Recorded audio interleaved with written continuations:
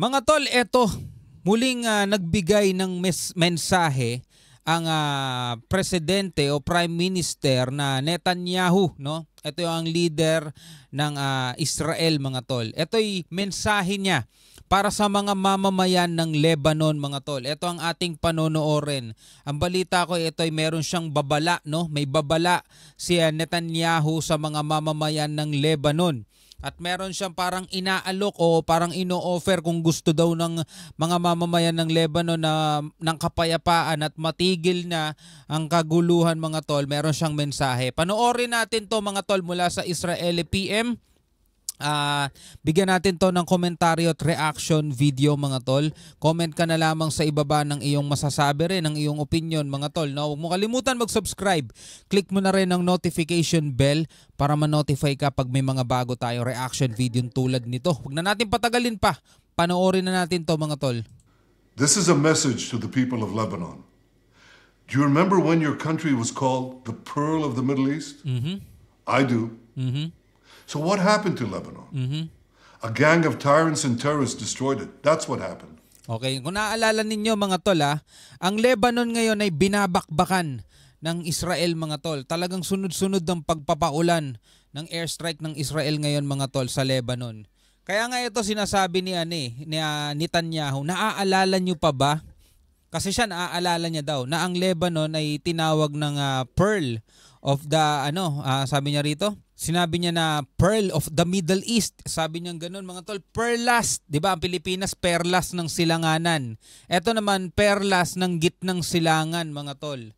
No, naaalala daw 'yan ni Netanyahu. Pero ang tanong niya, anong nangyari sa Lebanon, mga tol? I do. So what happened to Lebanon? A gang of tyrants and terrorists destroyed it. That's what happened. So ang sinasabi niya rito, mga tyrants and terrorists daw ang sumira, mga tol, no? Sa Lebanon. At yun ang nangyari daw, sabi niya ganun. Lebanon was once known for its tolerance, for its beauty. Today, it's a place of chaos, a place of war. Oo, ngayon, nakita niyo naman, mga tol, nag-aapoy, di ba? Binabakbakan sila, mga tol, pinapaulanan sila ng airstrike. Israel withdrew from Lebanon 25 years ago.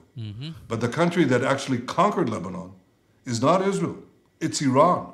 Iran, which finances and arms Hezbollah to serve Iran's interests at Lebanon's expense. Oh. So ngayon, mga tol, dito sinasabi ni Netanyahu, no, na Iran daw, mga tol, ang nag-conquer, noong sumakop dito sa Lebanon dahil pinopondohan daw ng Iran etong Hezbollah, mga tol, no, para daw to serve Iran's interests at Lebanon's expense, no. Kumbaga parang ang napapahamak ngayon ng Lebanon daw dahil sa kagagawan ng Iran, mga tol, dahil sinusuportahan daw at pinopondohan daw ng Iran itong Hezbollah, mga tol. Ano sabi rito? Iran, which finances and arms Hezbollah, inaarmasan. 'Di ba? Yan nakalaban ngayon ng Israel, Hezbollah, Houthi, Hamas, di ba? Daming kalaban ng Israel, no? Finances and arms Hezbollah to serve Iran's interests at Lebanon's expense. Hezbollah has turned Lebanon into a stockpile of ammunition and weapons and a forward Iranian military base. Ooh. Just one day after the October 7th massacre a year ago, Hezbollah joined the war against Israel. It launched an unprovoked attack on our cities and on our citizens. It has since fired over 8,000 missiles at Israel. Grabe, napakarami, 8,000. Killing civilians without distinctions, Jews, Christians, Muslims, and Druze. Halo-halo na, no? Yun yung mga napapahamak, mga nadadamay. Di ba? Hindi naman kasi lahat gusto talaga to, di ba? Yan. Jews, mga Hudyo, Christians, Muslims, Jews, di ba? Yung mga nadadamay, mga tol. Israel has decided to put an end to this. We've decided to do whatever is necessary to return our people safely to their homes. Israel has a right to defend itself. Oh, yun sinasabi niya. Kaya sila nagkakaganito, mga tol. Ito sinasabi ni Netanyahu, mga tol. Karapatan naman daw ng Israel na ipagtanggol niya sarili niya. Dahil nung naaalala daw natin, di ba, October 27 ba yun? October 17. Basta yun na sa part na October. Ngayon ipinagdidiwan yung isang taon ba mula nung umatake mga tol sa Israel yung Hamas, kung naaalala ninyo, at marami ang nasawi. At ito ay desidido mga kapatid ang Israel na manalo daw sa laban. At ginagawa nila lahat ng kailangan nilang gawin, mga necessary. Kung ano man yung magiging casualties mga tol, basta ang nanumpa sila, natatapusin nila yan mga tol. Yun ang sinasabi rito ni Netanyahu. Israel also has a right to win, and Israel will win. We've degraded Hezbollah's capabilities. We took out thousands of terrorists, including Nasrallah himself. Sinasabi niya mga tol, no? Dinigrade niya na. Ibig sabihin, pinahina niya ng mga kapatid yung kakayanan daw ng Hezbollah. Including Nasrallah himself. Ito atay isang leader, no, ng Hezbollah na iligpit nila mga tol. Hezbollah's capabilities. We took out thousands of terrorists, including Nasrallah himself and Nasrallah's replacement. And pati yung kapalit, no? Pati yung kapalit. And the replacement of his replacement. At yung kapalit ng naging kapalit, mga tol. Sunod-sunod nga, di ba? Iba after 24 hours lang o after 48 hours, yung kapalit na leader na nangakong tatapusin ng Israel, mga tol. Wala naitiklop din, mga tol. Matindi ginagawa ng Israel, no? The replacement of his replacement.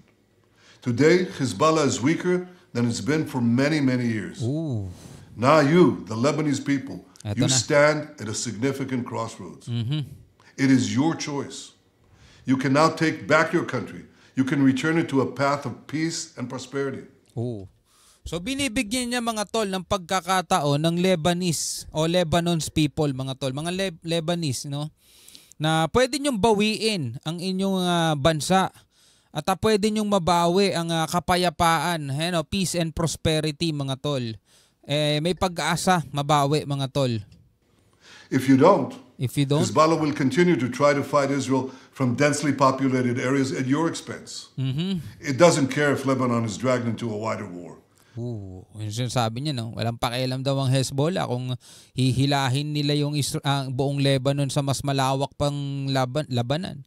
Pero ang etong panawagan na to ay para sa mga mamamayan, no? Mamamayan ng Lebanon. Sabi, ito pagkakataon ninyo na kung gusto nyo mabawi ang bansa ninyo at mabawi ang kapayapaan, mga tol, kumbaga parang hinihikayat, no, ni Netanyahu na mag-aklas yung mga mamamayan ng Lebanon laban, no, dito sa Hezbollah, mga tol, na ginagawa lang daw silang parang taguan. 'Di ba? Ginagawa silang human shield. At wala naman daw pakialam yun mismo sa kanilang bansa at wala daw pakialam yung kahit na makaladkad pa sila, no, sa mas malawak na labanan, sabing ganun. At a significant crossroads. It is your choice. You can now take back your country. You can return it to a path of peace and prosperity. If you don't, Hezbollah will continue to try to fight Israel from densely populated areas at your expense. It doesn't care if Lebanon is dragged into a wider war. Christians, Druze, Muslims, Sunnis, and Shiites, all of you are suffering because of Hezbollah's futile war against Israel. Yun sabi ni Netanyahu, di ba? Ano pa yung mga religion niyo? Pinagbabanggit niya yung mga relihiyon, no, di ba? Christian, Muslim, Druze, di ba? Lahat yan talagang madadamay, sabi niya gano'n, no? It doesn't care if Lebanon, may Sunnis pa, hindi ko alam kung anong relihiyon to. Shiites, all of you, all of you are suffering because of Hezbollah's futile war against Israel. Dahil nga sa paikipaglaban daw ng Hezbollah sa Israel. Today I ask every mother and every father in Lebanon a simple question. Is it worth it? Because it doesn't have to be that way. I know you want a better future for your children. Yeah. So I'm speaking to all of you today. There is a better way for your children, for your cities, for your villages, for your country. You deserve to restore Lebanon to its days of tranquility. You deserve a Lebanon that is different. One country, one flag, one people. Don't let these terrorists destroy your future any more than they've already done. Stand up and take your country back. You have an opportunity that hasn't existed in decades. So, ang sinasabi nga talaga rito ni Netanyahu, di ba? Kayo na mismo, mga Lebanon people, mga Lebanese, di ba? Kayo na mismo na lumaban kayo sa mga mga terorista diyan sa bansa niyo. Kasi terorista nga ang tawag niya rito sa mga Hezbollah, 'di ba?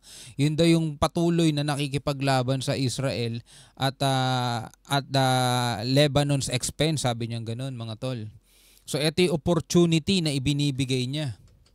An opportunity to take care of the future of your children and Para magkaroon ng magandang future o kinabukasan yung kanilang mga anak at kanilang mga apo. grandchildren.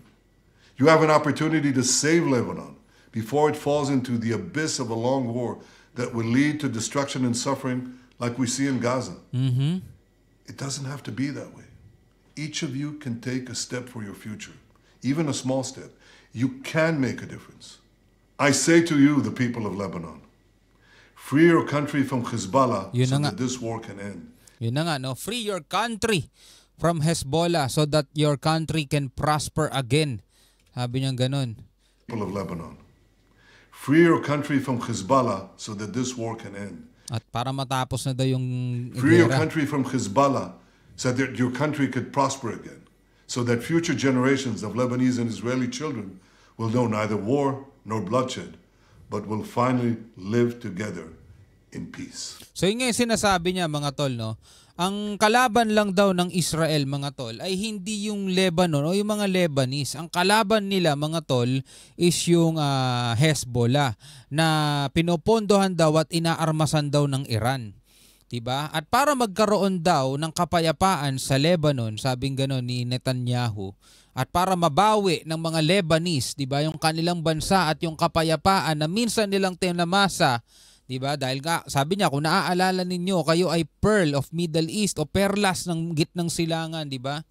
Free your country from Hezbollah, sabi niya gano'n. So binibigyan niya, mga tol, ng pagkakataon itong Lebanese, no, itong mga Lebanon people, mga tol, bago pa daw mahuli ang lahat o bago pa humantong sa tuluyang pagkawasak, mga kapatid, ng kanilang bansa. Dahil hindi nga daw talaga titigil ang Israel at gagawin daw nila all the necessary things, no? Para kasi karapatan din naman daw nila ang lumaban at ang manalo, at mananalo daw sila, sabing gano'n. Yun ang babala nila, mga tol, mananalo sila. Ibig sabihin, mga tol, no, may pagkakataon pa daw ang mga Lebanese people o mga Lebanon na i-free ninyo sarili ninyo sa Hezbollah dahil mananalo kami. Sa madaling salita, mga tol, madudurog at madudurog yang bansa ninyo kung hindi ninyo ipi-free ang sarili niyo, kung hindi kayo mismo lalaban sa mga kalaban namin diyan sa inyong bansa. Parang ganoon, mga tol, ang ibig sabihin, no? Mukhang talagang matindi, mga kapatid, ang mga magaganap, no, sa mga susunod pang panahon. Pero ano kaya ang magiging reaksyon ng mga Lebanese dito sa mensahe ni PM Netanyahu? No? Ikaw bilang isang Pilipino, ano ang masasabi mo diyan, mga tol? Dahil sabi ko nga, kahit na malayo tayo rito sa bansang to, pero pag lumaki o talagang mas lumaki pa o lumawak pa yung labanan diyan, mga tol, apektado ekonomiya ng mundo, apektado rin ang Pilipinas, mga tol. Anyway, maraming salamat sa inyong panonood. Hanggang sa muli, ako nga pala si Shobaldi. Peace out.